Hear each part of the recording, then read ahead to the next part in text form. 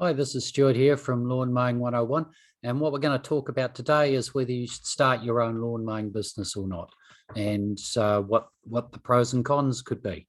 Now, when you what we're going to cover today is why start a lawn mowing business. I mean, why is it a good idea or why is it not a good idea?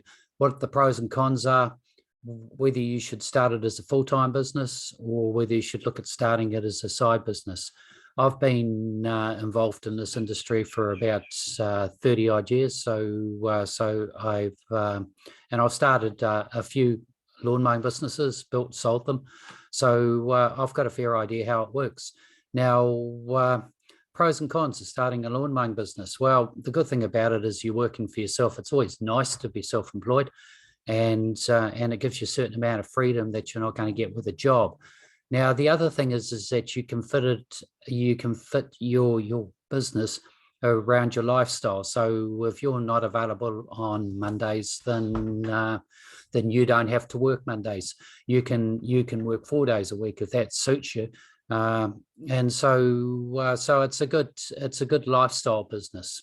And another good thing about it is that you get a regular income.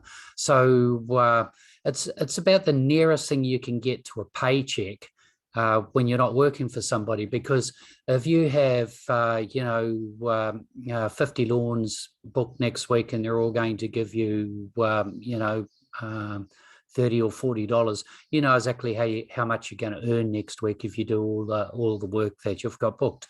And so it makes for a really, really regular paycheck. So your drawings are no problem. You just pull out a certain amount each week, and you know that you've got it covered.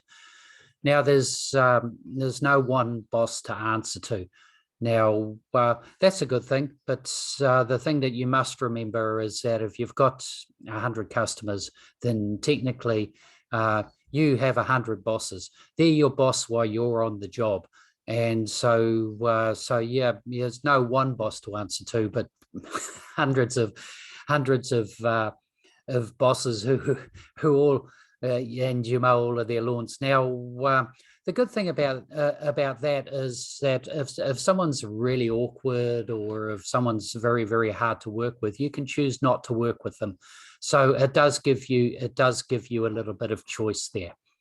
And another good thing about it is you can work as much as you want or as little as you want. I mean, if you want to do 6-day weeks to start off with, then you can go out and you can work 8 or 9 hours a day every day, and you can build your business and you can just go out there and do it.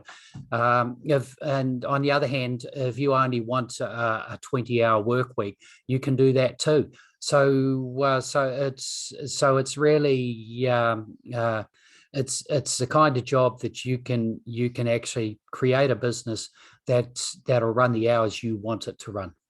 Now, another good thing about it is the fact that you get fit and you stay fit, which is great for you because it means that you don't have to spend so much time in the gym, and you lead a healthier lifestyle. Another thing that I've found is that it's recession proof, and it's also C19 proof to a degree. I've found that I've been through a few recessions where I've been running lawn mowing businesses, and to tell the truth, I haven't noticed much difference. I mean, you might be looking at maybe a 10% drop in income in a bad recession, and C19, apart from the actual lockups where you haven't been able to go out and do anything, it's been fine because because we're going around to people's places and we don't go inside, we don't knock on their doors, we don't communicate face to face with the customer. We just go there, mow the lawn, and leave. So it's a perfect job if you're limited in that way. Now, the cons are working in the rain. This is what I hate, and when it's a rainy day and you're going to go out there and you're lugging grass around and it's wet and it's horrible. You can choose not to work in the rain, but the thing is that the work is still there. That's kind of morphing into point 2 as well. The work is always there. If it's not like a dairy where you can shut the door on a Monday, and on a Tuesday you get customers come in. You don't get every single customer that would have been there on the Monday come in the door. And but you do get that with lawn mowing. If you don't mow lawns on a Monday and you've got half a dozen lawns booked, and you've got half a dozen lawns booked on the Tuesday, then on that Tuesday you're going to have to do 12 lawns. So so the work is always there, and the work is compounding. So you need to do it. You need to keep on top of it. Then, as I mentioned before, you've got your lots of bosses, which, isn't such a bad thing. I do try and limit the amount of people that,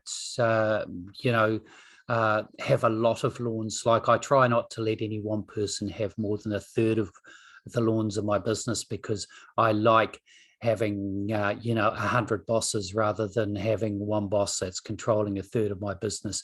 Then you're moving more into working for somebody else, which is something that I don't like doing. It can be a demanding job.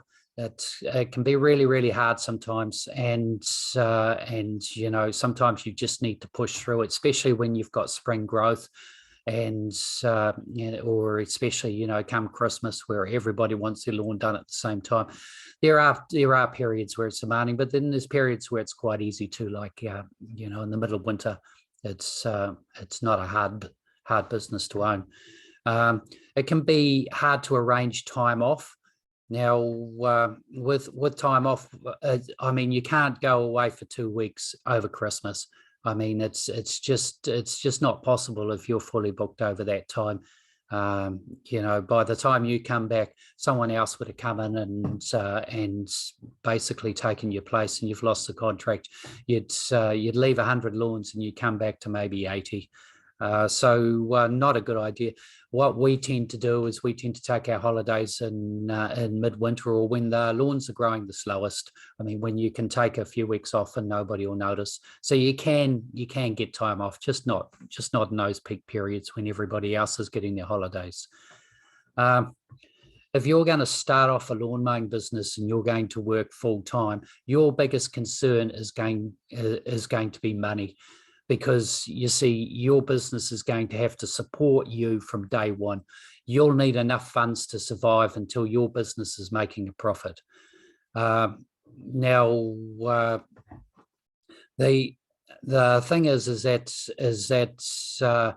you need to know how much you can pay yourself. And I say that when you start a business, you can pay yourself maybe 40, maybe 50% of turnover, and leave the rest in there for the health of the business. Because if you pull out too much out of your business, then what's going to happen is your business is going to run out of money. I talked to somebody once, and so I quoted them, I think $45-50 to mow their lawn, and they said that they had somebody doing it for 20. And I said, well, why don't you get the guy that's doing your lawn for $20 to come round and mow your lawn for $20? They said, well, his mower broke down and he can't afford to fix it. And that basically sums it up. The guy's pulled so much money out of his business, and he's been mowing for so little money that he's gone out of business. Now, the pros of working your business full time from day one is you have a clear schedule, so you can take on jobs ASAP, and that is the best way to build. If you try and think of it like a tow truck driver, what you want to do is you want to be there. You want to be Johnny on the spot. You want to be the first person to that job. You want a quote on it. You want to get the quote. You want to mow the lawn now, because and then you want to book it again in 2 weeks' time, because then that way you have a new contract, you have a new lawn, and that lawn's going to bring you reoccurring business for as long as you're mowing that lawn. So it's really, really important to have the time to be able to get there, as soon as these quotes come through. And people aren't going to ring you after hours, because they think it might suit you best. Now, so this means that if you're working full time in your business, you're going to be able to focus on building your business. You might, if you've got a bit of free time in your day, you might decide that you're going to mow a lawn, and you're going to pop a few flyers or put a few postcards on doors around where you've been mowing the lawn, to see if you can pick up some more work. You can do little things like that, which If you start the business part-time, then you don't have those options. Now, if you are going to start off working part-time, your biggest concern is going to be time. You're going to be fine for money, but you're going to be time is going to be scarce. Now, the cons is that you're going to have to work after work. You're going to have to work, weekends, and you're going to have to be prepared to work hard, because you're going to have to get your business to about a 60-hour-a-week business before you can even think about giving up your job. And that's going to be hard work. Now, another thing to think about is when daylight saving finishes, it's going to be hard to fit in those jobs after hours if you're doing a traditional job, because you may find that where you live, it might start getting dark at 5:30 in the afternoon, and in which case you're not going to be able to fit a lawn, and so weekends are all you're going to have. Now, the pros is that you'll be able to earn extra income outside of your normal income, and you're going to be able to put that aside for when you go full time. So you've got a little bit of a buffer there. And the other good thing about it is that you get to try before you buy. So you may decide, you may go out there, you may mow a few lawns, and you may decide that you don't like mowing lawns. Well, it's not a problem. I mean, you've done this part-time, so you can just give up the work that you've got and go back to the job that you're doing. And no harm, no foul. Whereas if you go on full-time, it's a lot more complicated getting out. I mean, you need to find another source of income. I hope you enjoyed this, and what I'm going to be talking about next, I'm going to be covering whether you should buy a lawn mowing round or build one from scratch. I'm going to talk about the pros and cons of buying a lawn mowing business. And I'm also going to talk about, if you do buy, whether you should buy a franchise or whether you should buy a private lawn mowing business. So keep posted, and I'll be back soon with another chat about how you can build your lawn mowing business.